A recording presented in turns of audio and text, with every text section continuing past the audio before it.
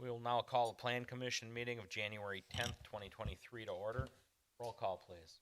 Anna here. Chinsky here. Lorick here. David Chair. Guzikowski here. Oldani here. Seifert here. Okay, that will get us to approval of minutes of December 13th, 2022, way back then almost. Mr. Mayor, it Yes. appears that the minutes did not make it into the packet, so we will have to approve those at the next meeting. Okay. Hold them over. Okay. Next, review and discuss report on recent Common Council actions. Carrie? Council approved an ordinance amending the comprehensive plan for the city of Oak Creek, last amended August 16th, 2022, for the properties at 112, 120, 124, and 140 East Rawson Avenue. Mr. Mayor. Thank you. Item 5, review and discuss the report on the Board of Housing and Zoning Appeal actions. There were currently none in the last month. Item 6, review and discuss a report on the quarterly Parks and Recreation Commission actions. We will get that report on January 24th, 2023. We'll get us to item 7, which is a public hearing for a proposed sign appeal by Propero that would allow the applicant to install one 2-foot by 16-foot 32-foot square wall sign on the west elevation of an existing building at 7030 South 13th. Carrie, would you like to read that in officially? City of Oak Creek notice a public hearing before the Plan Commission. A public hearing for a sign appeal will be held January 10th, 2023 at 6 p.m. in the Common Council chambers. The appellant is Michael Rogowski of CW Propero. Tax key number is 733904700. Property location is 7030 South 13th Street. The request is a variance from section 170604A4A, which states a maximum of one primary wall sign shall be permitted per lot frontage of a single-tenant building. If granted, the variance would allow the applicant to install one 2-foot by 16-foot wall sign on the west elevation of the existing building at 7030 South 13th Street. The zoning of the property is B3 Office and Professional Business. All interested persons wishing to be heard are invited to be present. Dated this 21st day of December 2022. Plan Commission, City of Oak Creek, Wisconsin. Mayor Dan Bukevich, Chairman. This is a public hearing. All those wishing to speak on the matter, please approach the podium, state your name and address for the record, and address all comments to the Plan Commission. This hearing is now open. Excellent. As Carrie said, we will make 3 calls. This being the first, please, name and address. Good evening, guys. My name is Reggie Peters. You There can we pull go. it down. Not the first time I've had that problem. My name is Reggie Me Peters. I'm with Lemberg Electric, 4085 North 128th Street, Brookfield, Wisconsin. We are representing CW Propero in this variance request. I do have my client Michael Rogowski here with me tonight as well to represent CW Propero. Excellent. Any narrative you want to make? I included a lot of it on our variance application already. I do just want to add the client is revamping their parking lot on the west side of the building. So coming in off of South 13th Street. The existing sign's on the south elevation. It does have some nice vegetation in front of it. But that does limit the visibility as you're coming in off South 13th Street. And with the new parking lot layout, having that sign up on the west elevation will really kind of increase safety as people are walking through the parking lot and driving in, just to kind of guide people into the door. When you're standing on the west elevation, you can't see both signs at the same time. You can only see the one when you're standing from the parking lot, so it wouldn't be overwhelming. Okay. Is that it for the time being? That is it for the time being. I do want to point out, since we submitted the application, we did do an official survey on the sign. It is 15 feet long instead of 16 feet long, so we're going to lose 2 square feet so that the signs would both be the same size. So it would be 30 square foot. 30 square foot, correct. Thank you. Thank you. Second call. Anybody wishing to speak, please approach the podium, name and address. Third and final call. Anybody wishing to speak on item 7A on the sign appeal, please approach the podium. Okay, now close the public hearing and move on to 9A. We're going to skip over old business, and that is consideration of that sign appeal submitted by Pearl. That would allow the extra sign at 30 square feet. That is a correction. on the west elevation of the existing building on the property at 7030 South 13th. Commissioners, Christine, you want to start us off? 10 I. Oh, not to vote. Any questions? No, motion I'm yet. sorry, I was just looking at the suggested motion. No, I have no question. It's very clear, straightforward. Ashley? No questions, thank you. Greg? No questions, thank you. Chris? No questions. Don? No questions. Fred? No questions. No, none for me either, actually. I think it improves the building. Tell you the truth. So, with that, motion, please. Seifert moves that the planning commission approves a sign variance allowing the installation of one 2 feet by 15 feet wall sign on the west elevation of building at 7030 South 13th Street. Ennis. Go for it. Lork seconds. Roll call beginning with that. Christine. And I. Kaczynski, aye. Lork, aye. David, aye. Guzekowski, aye. Aldani, aye. Seifert, aye. Thank you very much. That will get us back to 8A, old business, and that is master landscape plan review. Plan submitted by Ryan Jansen Bruckner for the Stonebrook on the Park planned unit development on the portions of the property at 641 and 819R East Drexel. Harry. Thank you, Mr. Mayor. For those who may recall, this is a PUD for a two-family residential development, and that is the current zoning, RD1 PUD. There is floodway and flood fringe on the property, but that doesn't actually affect what we're here to discuss. This was held at the November 8th meeting for the applicant and his consultant to kind of address some of the concerns that were raised and propose some alternatives for the landscaping. This is for the private streetscapes, the home sites, common areas, and this is, of course, required, if I can speak, as part of the PUD prior to issuance of building permits. Now, as part of the revised landscape plans, we're going to break it down by area again. And one of the areas that had been discussed previously was the fact that they are proposing a monument sign for the development. It had previously been located north of the boundaries of the PUD, even though those properties, or that single part of the property, is still owned by the applicant. And the reason that it had to be moved was because, again, the PUD boundaries only go up to the northern property line, which will be a property line, of where unit 33 is on the screen here. And the monument sign has to be part of the PUD located within the PUD boundaries. The rest of the land that's to the north, that would be right on the corner, essentially, of Putes and the extension of, I believe this is Quincy. Those are intended to be split at a future date for two single-family residential properties. So not part of the PUD, it was excluded as part of that boundary area.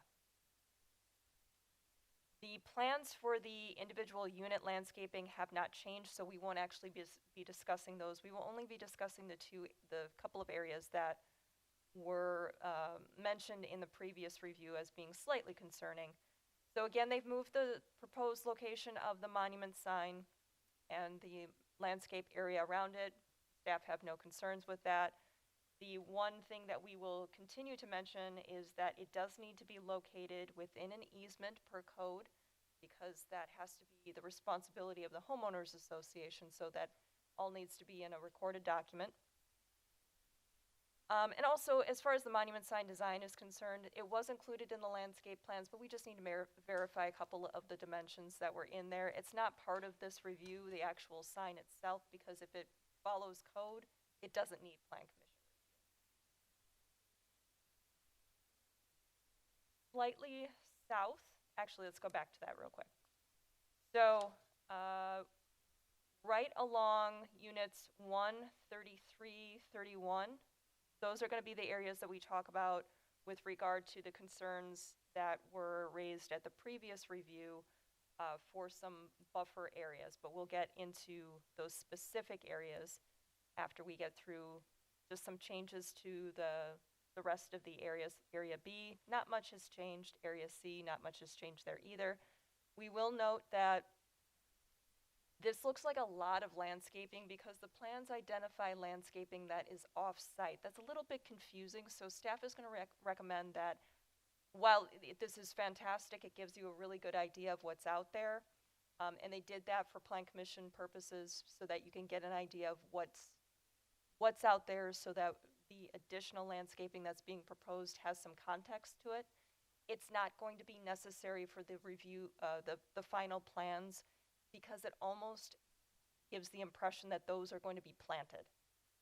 Even though they haven't been identified as, with species and number and things like that, and even though they are off-site, it just becomes a little bit confusing. And this is really for record-keeping purposes. The other thing that we will note, the development agreement actually covers all of the streets, and that was something that I will take responsibility as being a little bit confused by in the previous review. So the street trees do not need to be shown on the plans at all, because those as part of the development agreement will actually be installed by the city as part of that requirement for, I think it's one street for every 50 or 75 feet or whatever the requirement is. So we don't need to show any trees on the plans, on the streets side. The individual unit plan landscaping has not changed from what the Plan Commission previously reviewed. So I know I kind of skipped past it, but those areas that we had previously talked about in terms of a quote-unquote landscape buffer. There's been a hedgerow that's been added just north of Unit 1. Provides a little bit of a buffer to the existing home to the north there, that single-family residential home. It's on the PUD property, so there's no need for an easement or anything like that. This provides a little bit of separation. In consideration of the single-family residential that's to the slight northeast,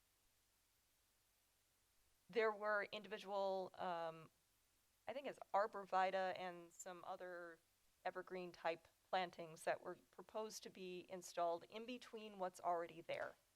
And that's what's represented in this plan here. So there's roughly 20-some, maybe 26 or 27 of those tall buffering landscape items that will go in between what's already there. So it's enhancing the landscaping. And you can see even on this plan, those larger kind of hollow out circles, that's what's there already. So that's for Plan Commission to kind of get an idea of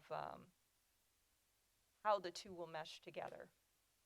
It should be called out on the plan what is there to remain on this property versus what is going to be proposed. And I think that's just a simple labeling issue. And then one final labeling issue, it does appear that there's an outdated code reference on the plans themselves that just needs to be removed. That's not actually affecting the plans that are before the Plan Commission for consideration. So with that information, if you have any questions, I can certainly try and clarify anything that I may have said that isn't clear from what was reviewed at the November meeting. Otherwise, there is a suggested motion for approval for Plan Commission consideration. Mr. Mayor. Thank you, Carrie. We'll go to commission. Who wants to start us off? Brad? Okay, I have just one question. Unit 22 faces or is connected to the park and a road that comes in. Should there be some vegetation or something there to kind of screen that unit from the park? Well, I think that's kind of a matter of preference, honestly. There is landscaping that's proposed on the east side of that unit, but whether or not it should be something taller or vegetative, it might look a little bit out of place there, simply because what's to the north of that area is a wetland and a drainage area. So putting a hedgerow just on the east side of that Unit 22, it would just look like a row of Okay. evergreens, essentially. I'm not saying that they have to, but to me, some type of screening may help those people. Also kind of a matter of preference. Some people might Okay. actually enjoy the view to the park. Well, the It's a little bit less concerning for staff on this particular unit, than it is for kind of screening from people's yards. And I agree, but I look at the parking lot, it comes right there, and that's the exit for the parking lot to go into the exit out of the park. So, you know, if you're going towards evening and all the lights that are shining into your home, let's say, I'm just curious, that's all. I mean, technically, I think the park closes at dusk, so that should minimize a lot of that, but I hear what you're saying. Okay, And that would be a suggestion for the landowner to consider. right, something to think about, that's all I'm saying. Also, does that road connect to the park itself? It is an emergency access at this point. It is Okay. just a fire department connection. All right. And it's gonna be marked as such? I think there will be a chain across it, perhaps? No? Not currently, no. It will be open and available to the public. Okay. That's it, thank you. I know that was discussed, so thank you for the clarification. Don? No questions really, thank you. Chris? I don't have any questions either. Greg? No questions, thank you. Ashley? No comments, thank you. No question. I have none myself. Just want to thank the applicant for working it out. I think that was a pretty fair solution. Using the existing landscape along with some other stuff. I think memory ain't really good, but back in November, we were looking at like 50 or 60 of these things. Sort of trim it down. Accomplishes at the same time. Other than that, no questions for me. Okay. No further discussion, motion. Clerk moves to approve the master landscape plan for the Stonebrook on the Park single-family attached plan unit development submitted by Ryan Jansen Bruckner for portions of the properties at 641 and 819R East Drexel Avenue with the following conditions. Number one, that all relevant code requirements remain in effect. Number two, that an easement for the location and maintenance of the proposed monument sign is recorded with the location and reference included on all plans. A permit shall be issued for the sign prior to installation. 3, that the street trees are removed from the plans in accordance with the development agreement. 4, that a copy of the sign conditions and restrictions for the PUD are submitted to the Department of Community Development prior to the submission of permit applications.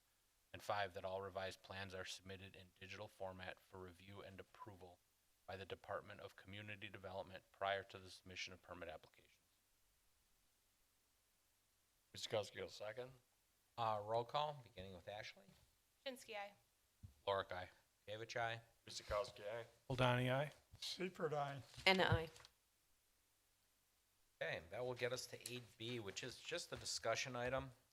We'll be discussing the North Bluff Planning Study with the consultants from Edgewater Resource.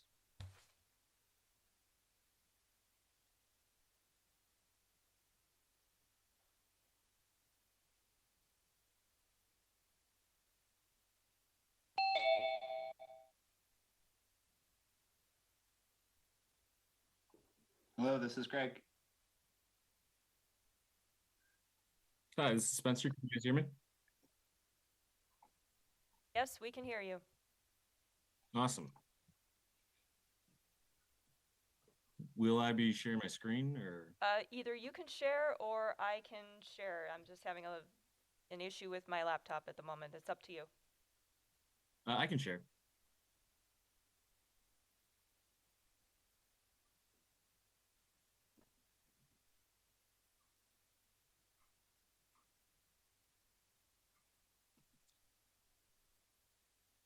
Am I currently sharing? Sorry, I'm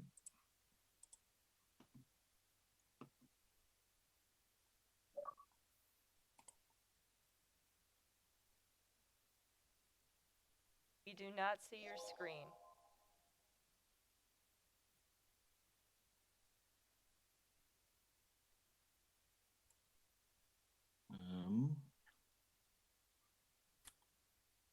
Share screen.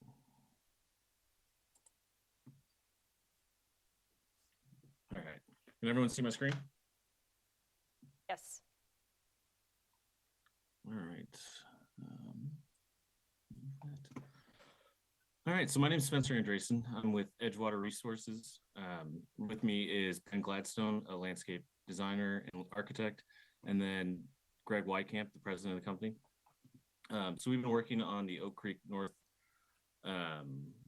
bluff plan since this summer, about starting in August. We've done some community involvement. We've talked with you guys before, and we've just recently met with the Parks Commission. So the North Bluff study planning began in response to the work the City of Oak Creek and Edgewater Resources has been doing in conjunction with the Wisconsin DNR and the U.S. Army Corps of Engineers. So a lot of work's been done on this site to cap a industrial use and cap the different pollutants that are in the ground.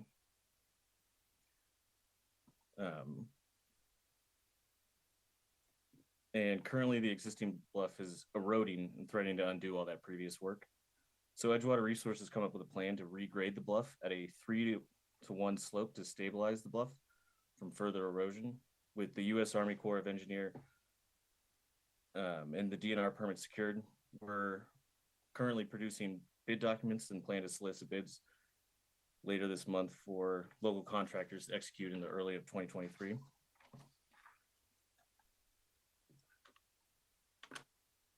The North Bluff Plan Study looks at how we can not only stabilize the shoreline by regrading it, but further improve it and transform the bluff into an amenity for the community.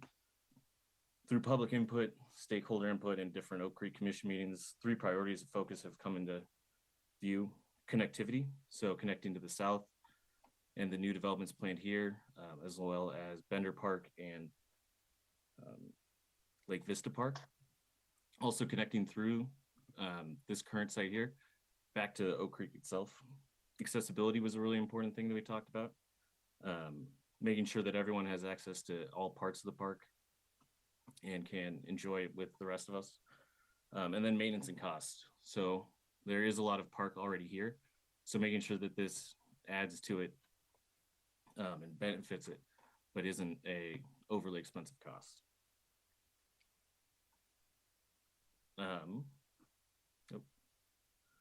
So using these 3 priorities, we've worked with the City of Oak Creek, develop various concepts the city can use to present back to the community.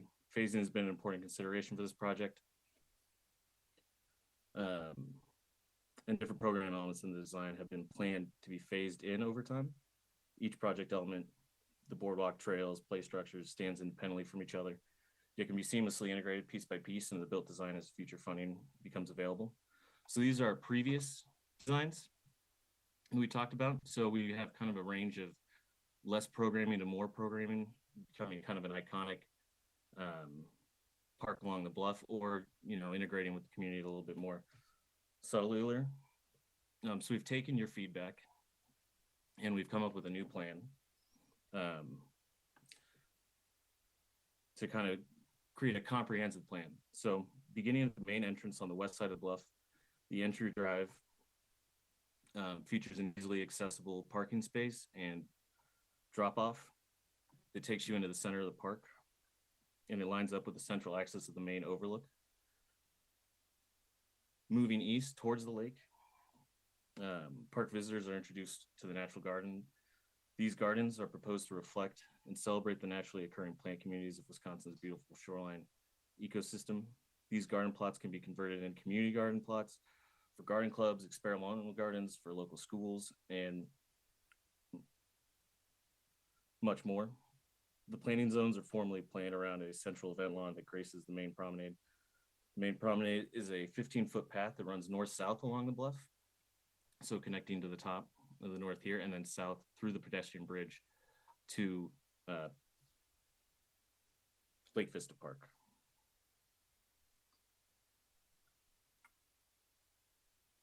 Moving from the top of the bluff down to the shoreline is a 3-to-1 slope.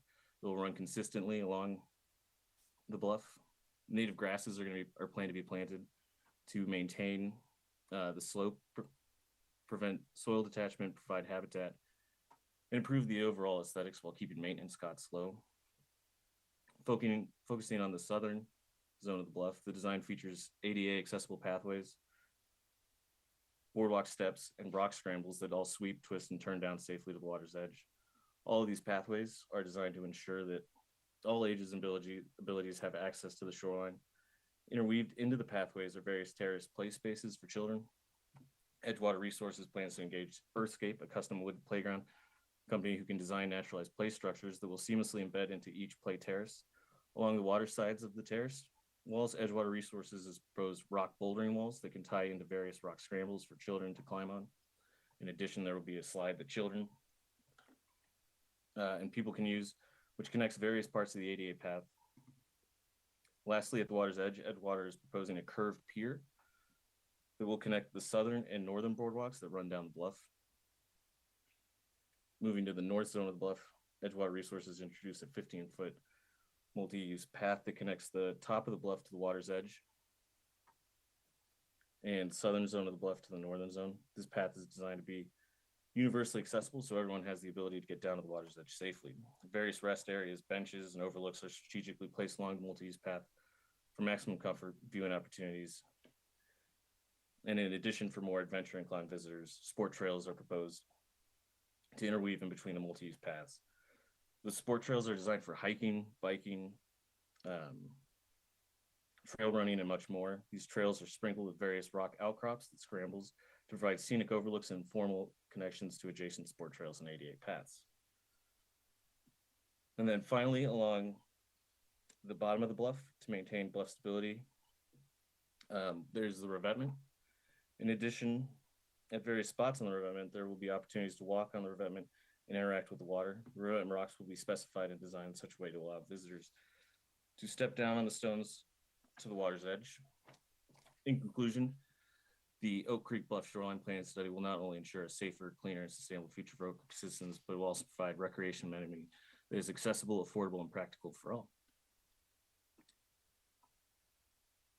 Do you guys have any questions? Questions? I guess I'll start with one. On the northern edge of the trail at the water's edge, does it tie into the path that goes around South Shore Water Facility? No, so we talked to them about that, and they found that it would be too much of a security issue. So at the current moment, it just terminates there and becomes a space that people can interact with the water's edge. We would absolutely love to see that continue all the way around. So I'd like to continue those conversations if we could with them, because that would be a really great experience to be able to go from the very south end of the park all the way up and around that structure up to there's actually a beautiful little beach on the north side of the water plant. If you haven't seen it, it's really, really nice. You should go down and check that out.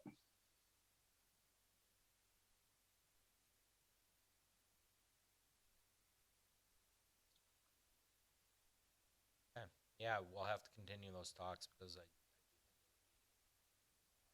interesting if we keep tying it north. Mm-hmm. What kind of structure did you have proposed over the ravine?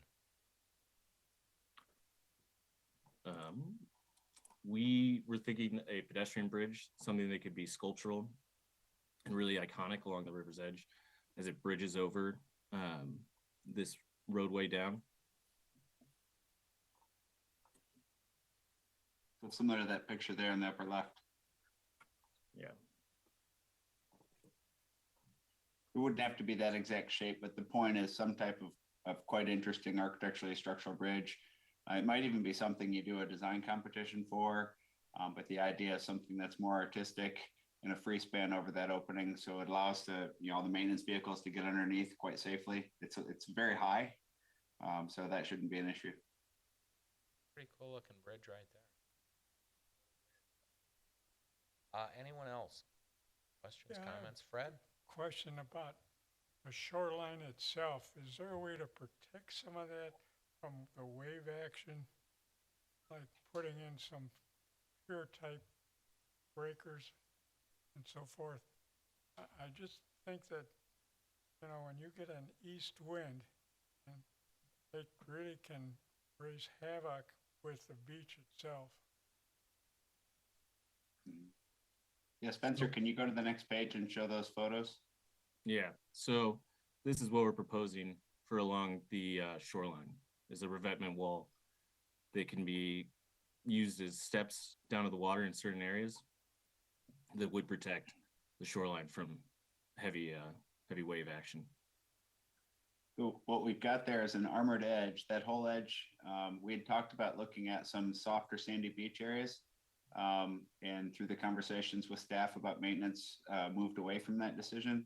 As I mentioned, there's a great little beach on the north side of the water plant that is, I'll call it naturally occurring, but it's actually accreting there because of the presence of the water treatment plant.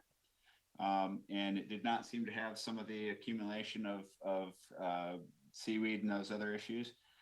So the idea here is that we've got this sort of sloped up edge with a series of flat stones rather than the typical rubble that you see. If you've been down in Northwestern's campus, for example, you see that more irregular rubble. The idea here is that people can move along this rock a little bit more easily, and then it's designed to absorb that wave energy. We also have the path just up and behind that path, which allows for that wave energy that breaks over the top of the structure to run off without causing damage. And then if we find as we move into engineering that if that wave energy is too high, what we can look at is actually just offshore. So in this image that you see on the screen here, we could put a small structure in the water, maybe, 20 to 50 yards offshore, that would actually trip the wave before it gets here and knock that wave energy down. So we have a number of strategies that we'll be exploring to make sure that we're managing that wave energy properly. But that's a really good point, because if that wave energy attacks the toe of that slope, we'd have a problem. So that's why this is armored in that way.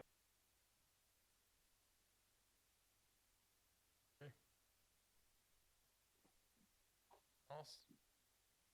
Comments? Chief Havey, anything accessibility from your point of view? Nothing? I like it. Most important feature of this is securing that bluff.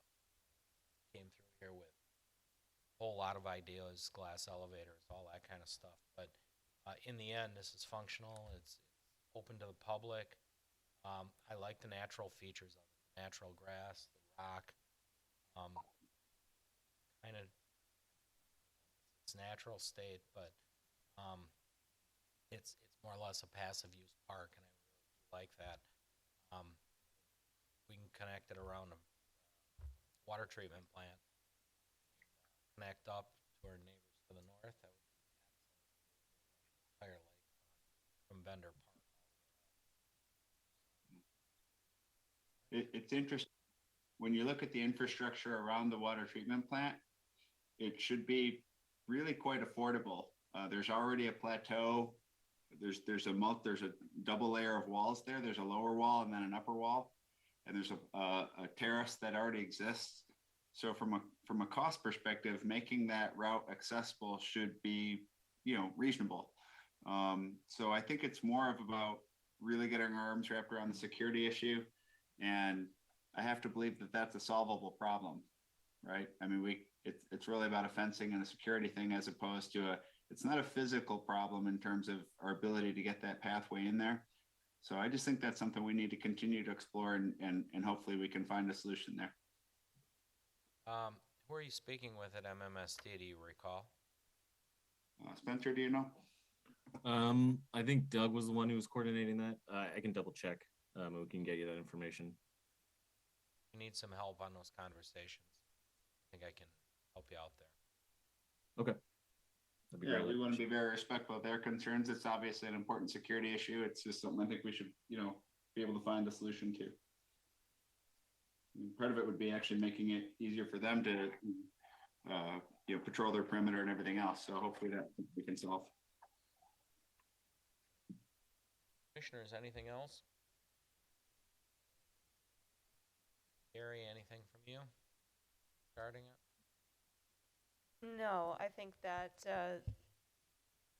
this incorporates a lot of the comments that we had received from both the Plan Commission and from the Parks and Rec Commission. Also addresses some of staff's concerns that have been raised along the way with these design concepts. So once we get a little bit farther along, we'll be able to give you some idea of probably timing, and much like what we did with Lake Vista Park, we'll keep everybody apprised of all of the elements that'll go into the park itself. All right, guys, I want to thank you for zooming in with us and taking us through this. Appreciate it. No problem. Yeah, thank you very much for the opportunity to work with you. It's been a really fun project. I can't wait to see it start to come to life. Okay. Thank you. That will get us to 8C, and it's plan review of site, building, and related plans submitted by Gary Wendt, Bradford Real Estate Companies for a commercial building, a daycare, on the portion of the property at 150 West Forest Hill. Gary.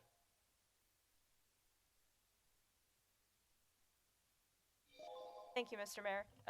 Plan commissioners may recall that there were a couple of reviews for this particular property. One was a certified survey map to divide it, and we're talking about lot 1 of that certified survey map that will be recorded. It was approved by the Common Council back in November, or I'm sorry, in September. There was also a conditional use permit approved for the private playground portion of the development, so that was approved in November. And what's on the screen right now is the site plan for the development of the daycare. Want to thank the applicant and their consultants for working with staff to address some of the concerns with regard to some of the parking lot design, access, and particularly the dumpster location. You may recall seeing, as part of the certified survey map and previous iterations of these plans, that there was a location for a shared dumpster enclosure between the two properties, kind of on the property line, even slightly onto lot 2 more so. And that posed a few problems in terms of code compliance and in terms of maintenance and access, and just, there were some concerns raised by staff. So we want to thank the applicant and their consultants for moving that into a location that everybody thinks works just a little bit better here. And that's in the northwest corner of the parking lot itself. So this is a 10,000 square foot daycare building with a playground on the east side that will be fenced in. Up to 159 children, anywhere from infants, toddlers, twaddlers, preppers, preschoolers, pre-K, kindergarten, and up to age 8 could be on the property at any given time. Hours of operation, again, are 6:30 to 6:30. Monday through Friday. There are no weekend hours as of yet. And they are expecting about 23 staff to be on site at any given time. Now, this particular property is a little bit unique in the fact that it is bounded on 3 sides by private access drives. So whenever we are talking about, well, where's the front, where's the side, where's the street yard, for the purposes of this review, the west is considered the front and the street yard. That's where the access is coming off of. It'll be a shared driveway with the property to the south, lot 2. Oakfield Drive is just an internal private access road. It's not actually named. Google says it is, but we haven't named it. That is internal. You'll notice that's what gets you from 6th Street to Howell Avenue in the development itself. And then there's an access road on the east side as well. With that in mind, this parking lot and building both meet the setback requirements, so I just want to make that clear for everybody, because it is kind of an unusual lot. It's not a corner lot, it's just bounded on all sides. So turning now to, that's a holdover. Turning now to the elevations themselves. This is the north elevation for the proposed building, so this is what it would actually be facing north toward Woodman's, if you will. The primary building materials are brick and CMU. You'll see lots of windows here. Awnings in various locations, and then the ephes accents are actually on that kind of that tower entry canopy element there. Just for clarification, the signs that are shown here are not part of this review. They're placeholders at this time. You'll probably see them at a later date. The east elevation, which is facing that other interior access road, this is where the playground will be. So you'll notice that some of the dotted lines are actually showing elements that may either be future or will actually be behind a fence. So just keep that in mind. But again, the same building materials, CMU and brick. South elevation, adding some awnings over those windows, raising those two corner elements up to having the same kind of treatment as on the north side. So thank you again for incorporating staff's comments there. This is what will be seen until Lot 2 is developed. This is what will be seen from Forest Hill.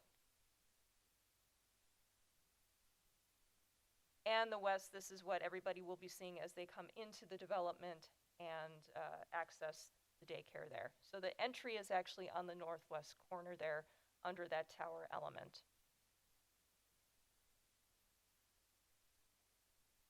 In one of the previous slides showing the elevations, it wasn't entirely clear whether the rooftop units would be screened entirely by the roof. It is the assumption that they will be, but it will also be the requirement. So whatever rooftop elements can be used to screen any rooftop mechanicals, that will be the requirement. Otherwise, there will need to be screens as approved by the Department of Community Development for code requirements. And of course, any ground mechanicals, any transformers, those kinds of things, those also have to be screened per code.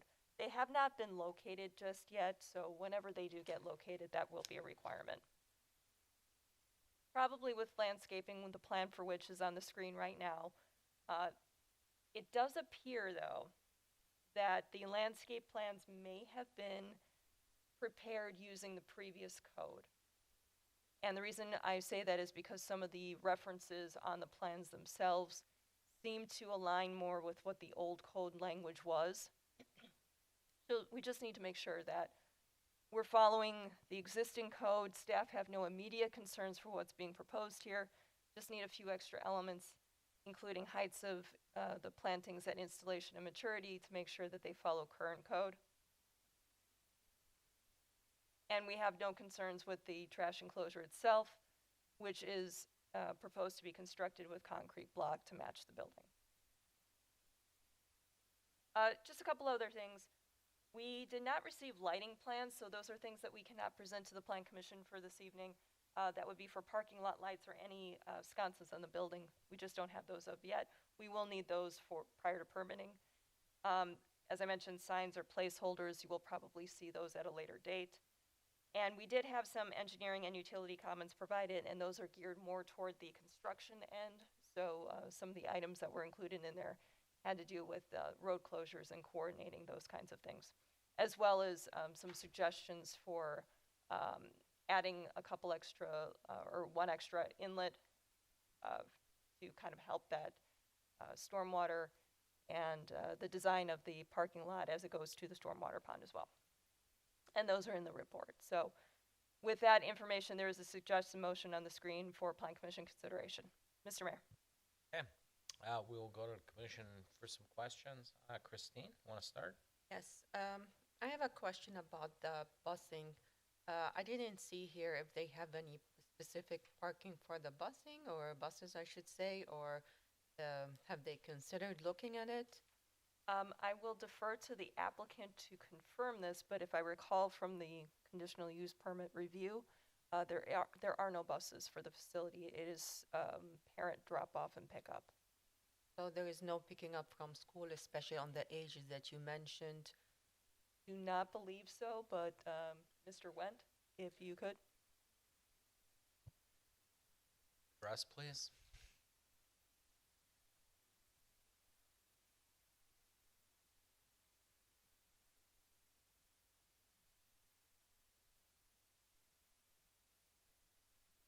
Thank you.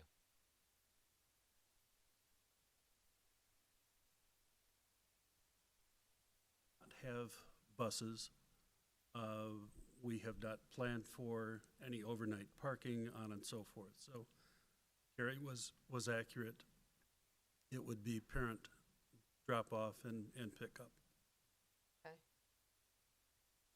Okay. My other question is safety plan.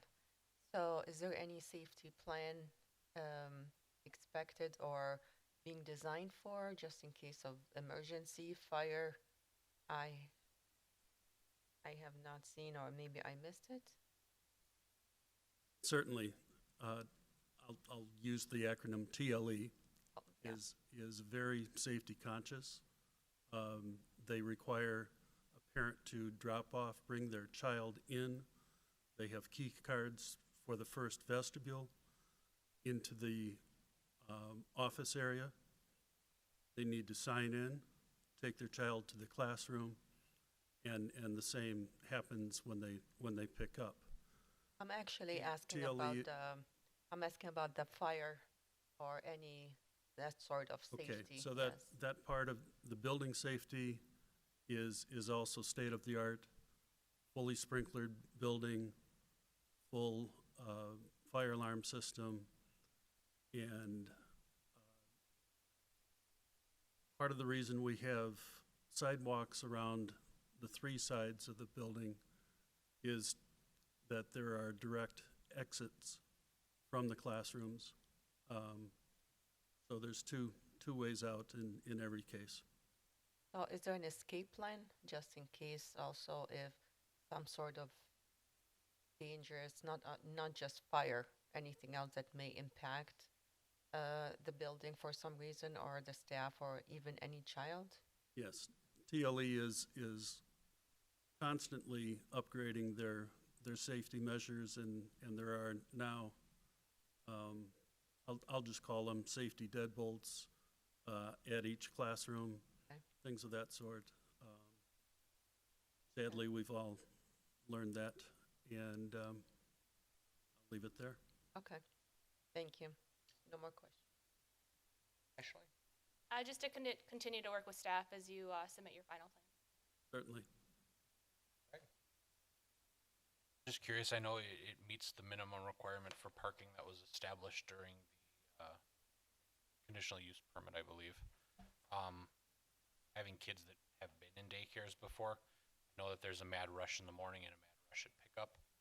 With 46 spots and 23 of them potentially being filled by employee cars, that doesn't leave many for parents for pickup and drop off. I don't know if there'll be additional programming. I know daycares that we've been to have like muffins with moms on Mother's Day and donuts with dads on Father's Day, and it just seems like a lot of parents could show up and there might only be 23, 24 spots available. Is there a backup plan for parking if there's any type of large event, or if pickups and drop-offs all at once? So TLE is a national daycare provider with over 250 locations. They actually have a parking minimum of 36 cars, and that there are 10 that are short-term for drop-off and pickup. They've done studies, timing, how long it takes a parent to get in and out, call it about six minutes. And so TLE is very comfortable at the 36. I think in this area, of course, Woodman's is across the street and may have 500 parking spaces. That, as I have understood the TLE program, they do not have large parent nights.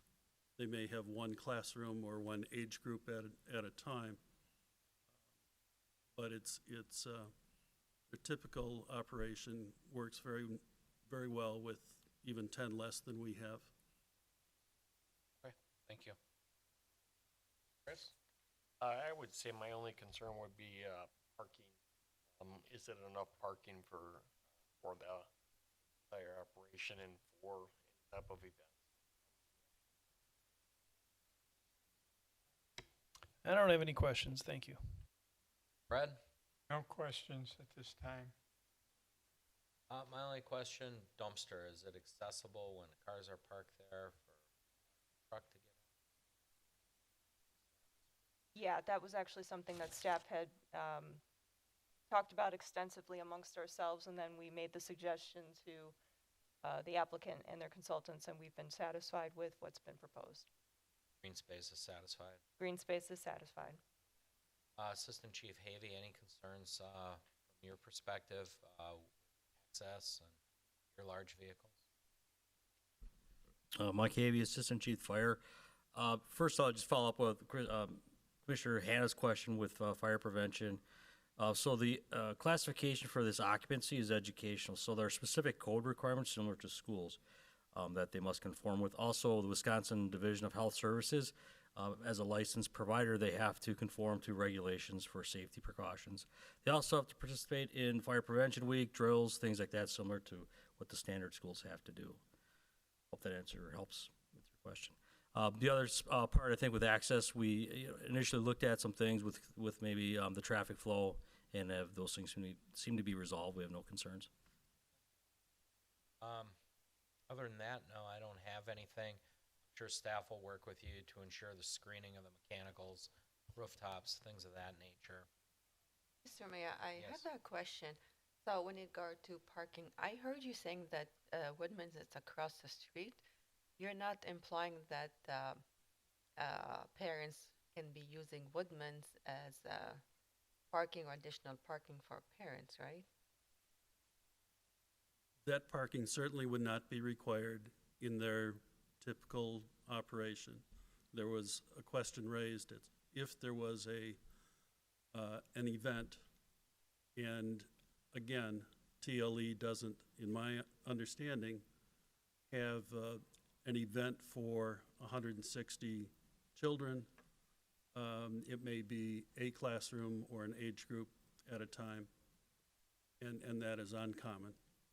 I just want to make sure when you mention Woodman's that it's not a planned or a backup plan to use their parking lot as a, you mentioned that, so I just want to clarify. Correct. There could be a second building and an equal number of parking on the same lot, or now with the CSM, the lot 2. But at this point, we don't know what may go in that location. Okay, thank you. Any other further discussion or questions? Seeing none, motion? Old Donnie moves that the Plan Commission approves the site and building plan submitted by Gary Wendt, Bradford Real Estate Companies, for a commercial building on a portion of the property at 150 West Forest Hill Avenue with the following conditions. 1, that all relevant code requirements remain in effect. 2, that the certified survey map approved by the Common Council on September 20th, 2022 is recorded with the Stormwater Management Agreement prior to submission of permit applications. 3, that the plans are revised to include pre-development and post-development pervious and impervious surface calculations. That the landscape plans, number 4, that the landscape plans are revised to incorporate current code requirements. Number 5, that the plans are revised to include locations for all mechanicals, transformers, and utilities. All mechanical equipment, transformers, and utility boxes, ground, building, and rooftop shall be screened from view. 6, all light sources shall be full cutoff fixtures with the light source fully shielded and directed downward. The color temperature of the fixture shall be limited to a maximum of 5,000 kelvins. 7, signs are not included as part of the approval. 8, that all public improvements and requirements are coordinated with the engineering department and water and sewer utility prior to submission of permit applications. 9, that all revised plans, site building, landscape, etc., are submitted in digital format for review by the Department of Community Development prior to the submission of building permit applications. Guzekowski will second. Roll call, beginning with Greg. Lorikai. Kavich, aye. Guzekowski, Hold on, aye. Seifert, aye. Hannah, I. Chinsky, aye. Okay. Moving on, 8D, temporary sign plan review, submitted by Derek Miller, La Crosse Sign Group, for a temporary sign to be displayed for no more than 30 days on the property at 8100 South 27th Street. Carrie. Thank you, Mr. Mayor. Just a point of clarification, this is actually requesting the sign to be on display for more than 30 days. Oh. 30 days is the limit that can be approved administratively, so correct, that's why it we is are more here than 30 tonight. days. They're asking for a development sign, roughly 48 inches by 96 inches or 32 square feet. And this is for while they are under construction for the Oaks at 8100. This is the proposed location that was identified on the plans and the proposed sign itself. We did take a look at it, and the location appears to meet the requirements for setbacks and outside of all of the required areas. And although the staff report had suggested a final end date for the temporary sign permit, I was contacted by the developer and said that, they asked for a little bit more leniency as the construction will not be completed by the end of the year. And really, the end date from staff's perspective was simply because there wasn't an end date requested. It was just through the end of construction. And in order to make it a little bit more concrete, we just threw a date out there for discussion purposes. And in discussions with the developer, we came up with what is on the screen in yellow, which is that it would have to be removed within 2 to 4 weeks following completion of construction, and you can choose whether you want 2 weeks, 4 weeks, in between, for the construction of phase 1 or upon installation of the monument sign, whichever comes first.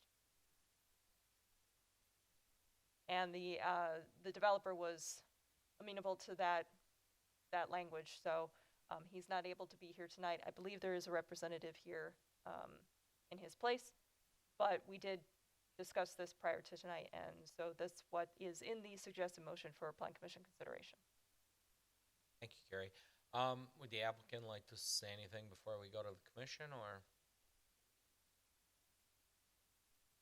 We'll need your name and address, sir.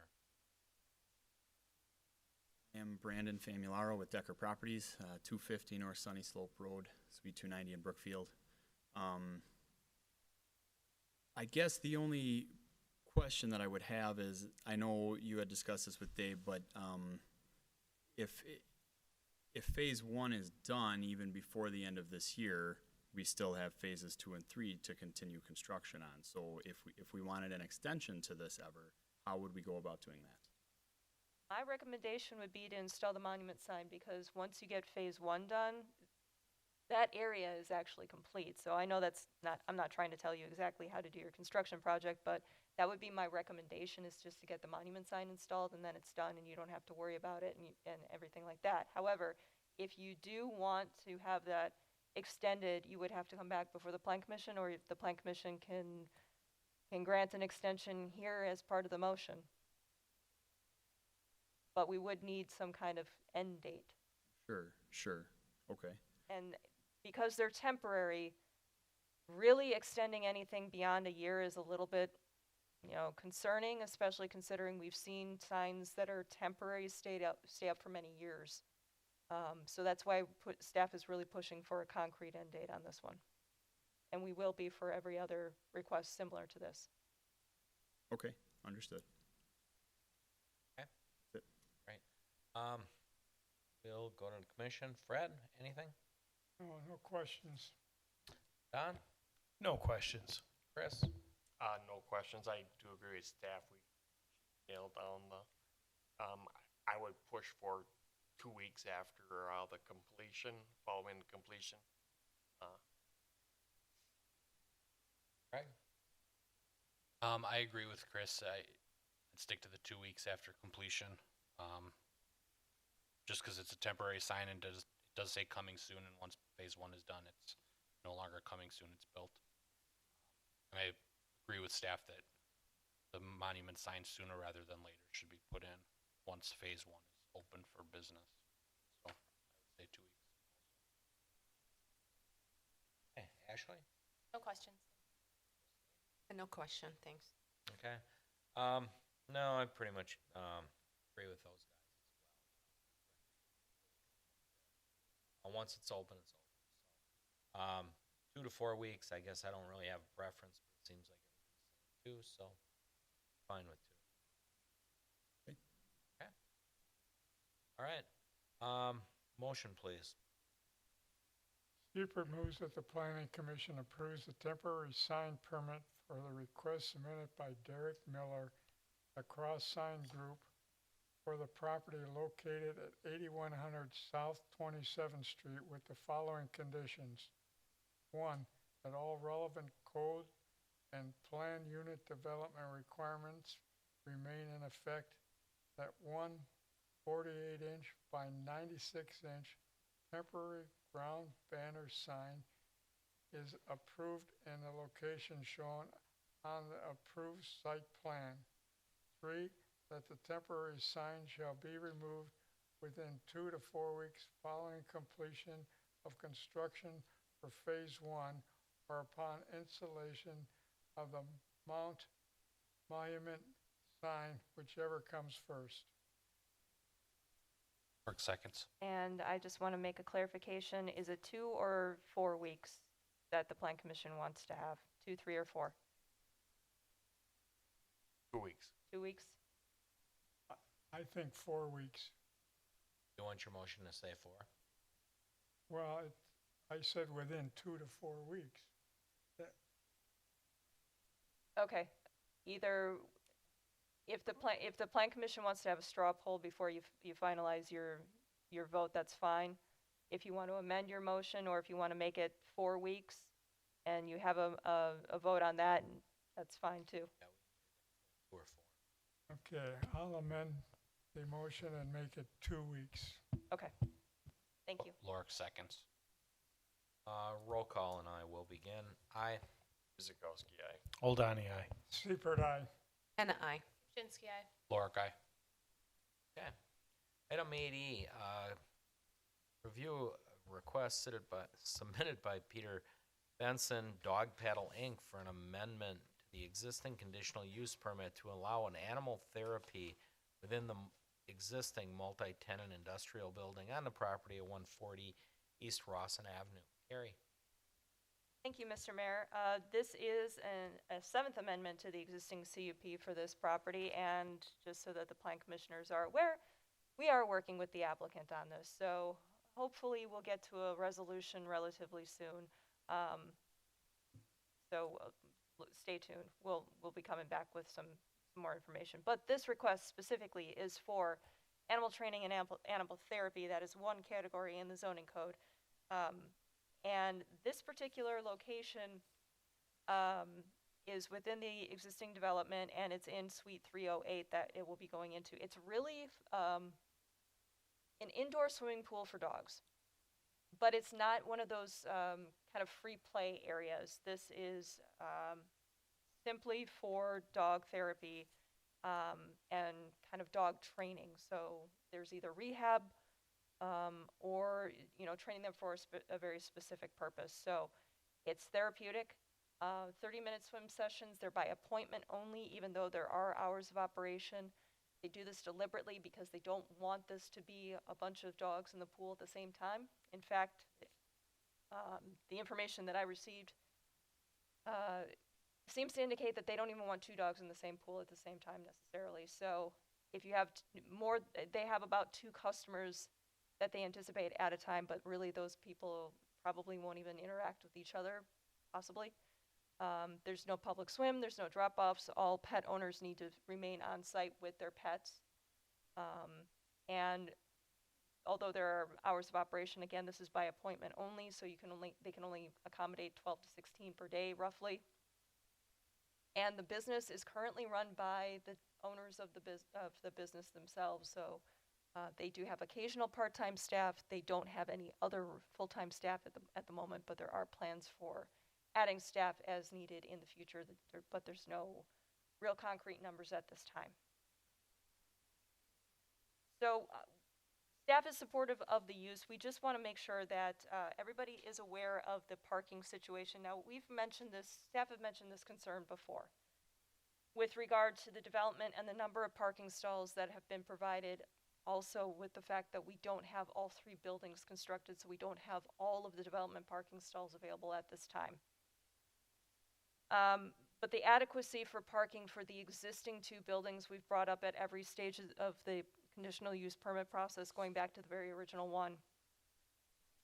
And especially concerning with the last, not the last, but within the last year, there being a request from one of the tenants, one of the largest tenants in the development, for additional parking in the loading dock area. I mean, those are the concerns that staff have been trying to overcome for each one of these conditional use permit requests.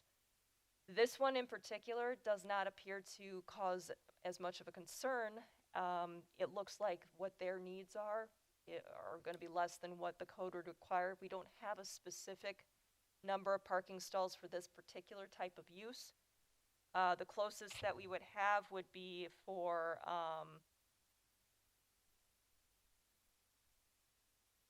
general service uses, which would be 1 stall for every 250 square feet, which would be 11 stalls for this particular tenant space, but that's based on gross square footage anyway. So it appears that we would have fewer stalls required during hours of operation than code would.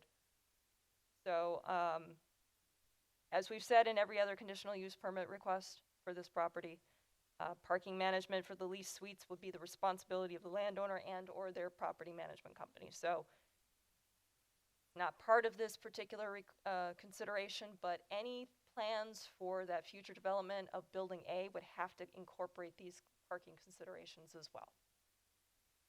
Turning now to the conditions and restrictions, very few minor changes. Under section 3, we're adding 1 animal training and therapy facility, and under 5, we have that specified with the hours of operation. Under G, there shall be no outdoor pet relief areas unless required by the Plan Commission. The reason that this is unless required by the Plan Commission is because it wasn't part of the request. And because this is a multi-tenant building situation, there's no place on the site plan that logically would lend itself to a pet relief area unless we designate it. So that will be at the Plan Commission's discretion whether or not you want to either prohibit it or if you want to require that there be a designated area. Parking and access, the sections have been updated to correspond to current code, and that is the limit of the changes to the conditional use conditions and restrictions. So there is a suggested motion for Plan Commission consideration on the screen. Mr. Mayor. Thank you, Carrie. Put it up to commissioners. Anything? Yes, I have actually a couple questions here. First one, like you're just saying that there is no outdoor play area or whatever you want to call it.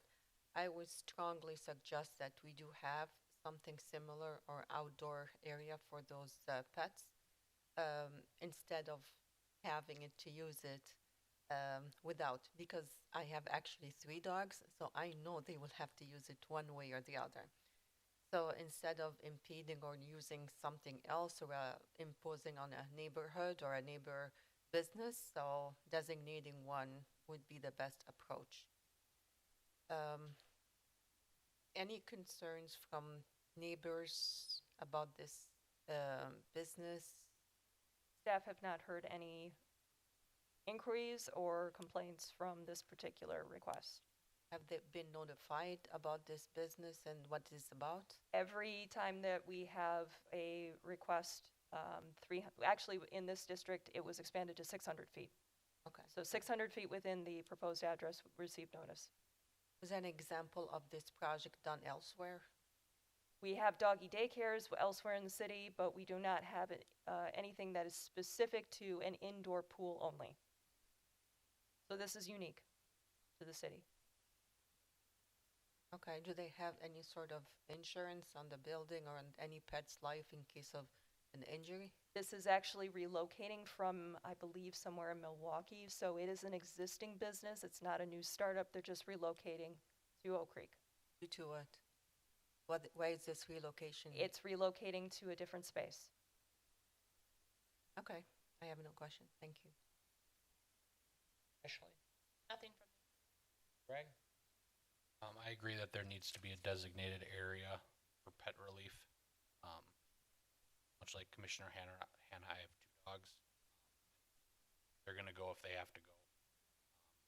I would also say that there should be a little thing with bags or a disposable garbage can or something, such that you see in the parks and things outside the building, just so it's not interfering with other tenants in that building.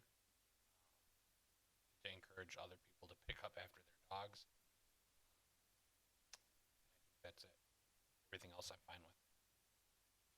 Yes. I would agree with the parking concerns and also with the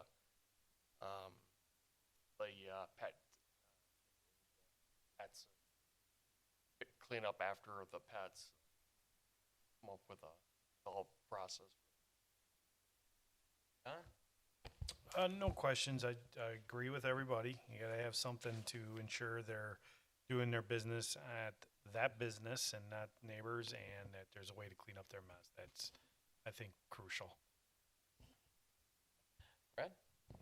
No, my questions have been answered. Alderman Kirkowski, would you like to come up?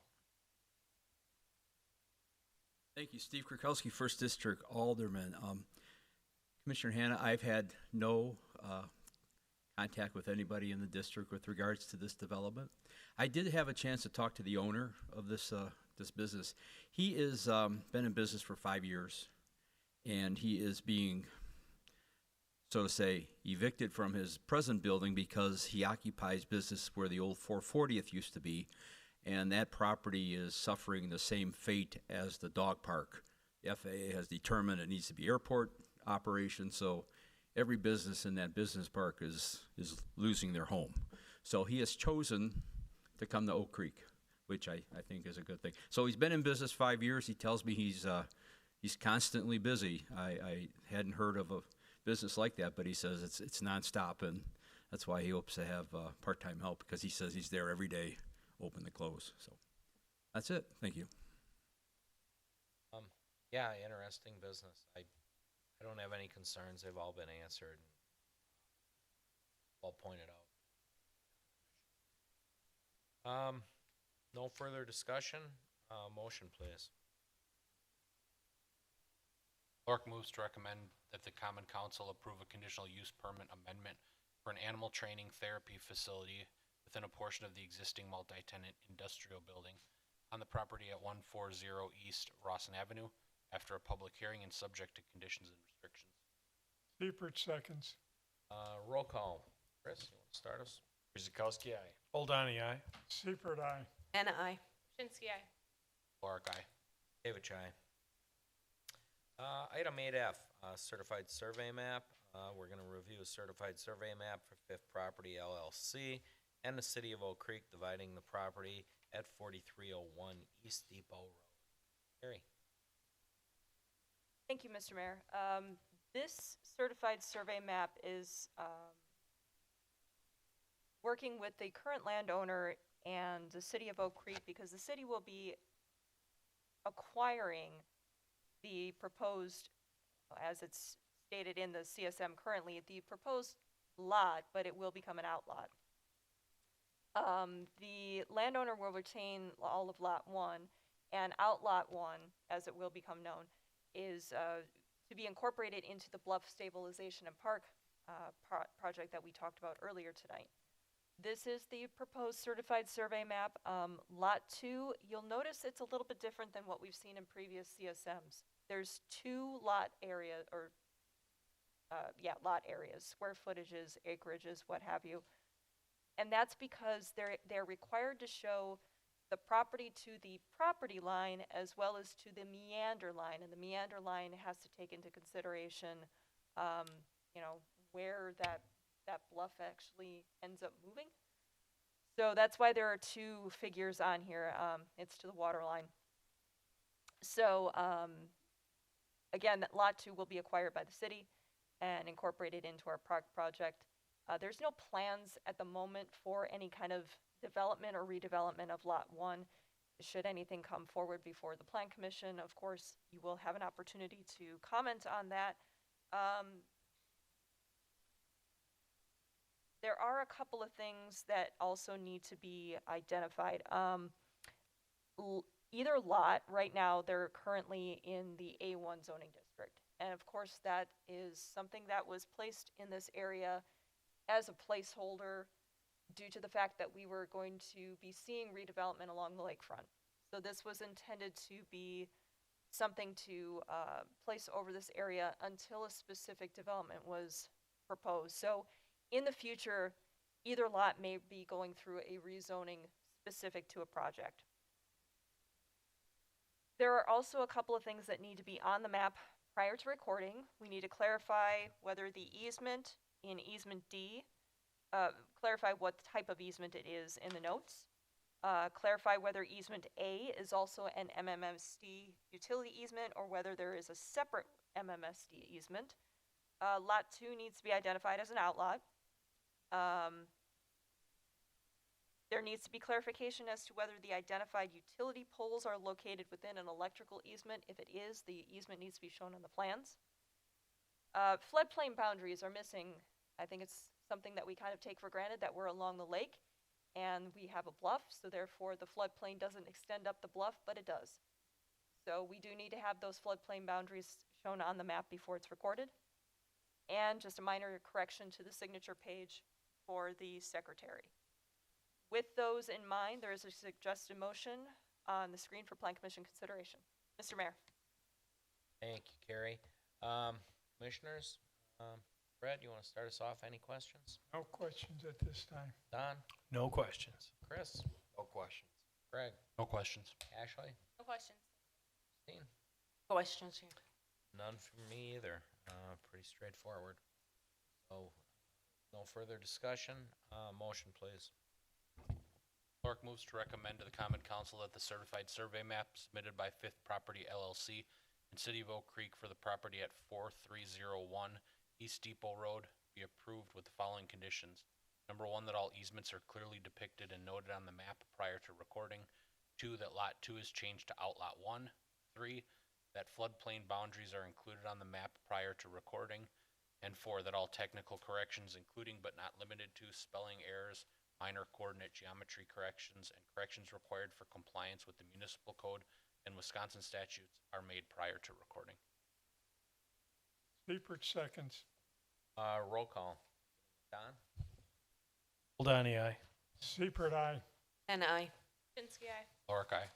David, aye. Kuzikowski, And item G is review a certified survey map submitted by Cornell Aluminum Properties LLC and the City of Oak Creek, dividing and reconfiguring the properties at 9100 South Fifth Avenue and 4300 East Lake Vista Parkway. Carrie? Thank you, Mr. Mayor. Similar to the CSM that we just reviewed, this is a proposal to provide an outlot to the city and also clarify where the boundaries are for these 2 properties. The difference in this one is that we have an existing city-owned property that is involved. That is currently the utility property, and that's currently zoned I-1. That won't change but for the portion that may be incorporated into the bluff stabilization and park project. The development lot 1, will be retained by Canal for future redevelopment at some point in the future. That will come before the Plan Commission. but the portion of Lot 1 that is being divided into Outlot 2 will be acquired by the city, again, for the bluff stabilization and park purposes. So as with the previous CSM, anything that would come before the Plan Commission for redevelopment would probably require a rezone as part of that as well. On the screen right now is the proposed certified survey map. Very, very tiny, hard to see. Tried to make it a little bit clearer. The yellow portion is what's being acquired by the city from Lot 1. And similar to the other, actually it's probably a little bit more than that. That's to the meander line. So I think Outlot 2 is actually a little bit bigger than what I show on here. I apologize for that. But similar to that previous CSM, we have 2 areas identified, lot areas, and that's because we do have to show the property line and the meander line. There are also a couple of changes that need to be incorporated into the map prior to recording. We have some existing easements that don't appear on the map. They need to be included here. Some of those are storm electrical and what's called a miscellaneous easement. They have been identified. They just need to be on the map. Also need to clarify, similar to the other CSM, whether an MMSD easement is required. A public sanitary easement on the existing sanitary line, however, is required, and that has been verified. Wetland and floodplain boundaries are also missing. They are required to be on the map prior to recording. And also, the same thing, signature page needs to be updated with the Plan Commission Secretary. So with those comments in mind, there is a suggested motion on the screen for Plan Commission consideration. Mr. Mayor. Thank you, Carrie. Commissioners, we'll start with Christine. No, it's just straightforward, no questions. Ashley? No questions. Greg? No questions. Chris? No question. Don? No questions. Fred? No questions. For me, pretty standard procedure. So with that, motion, please. Clerk moves to recommend to the Common Council of the certified survey map submitted by Connell Aluminum Properties LLC and City of Oak Creek for the properties at 9100 South 5th Avenue and 4300 East Lake Vista Parkway be approved with the following conditions. Number 1, that all easements are clearly depicted and noted on the map prior to recording. 2, that wetland and floodplain boundaries are included on the map prior to recording.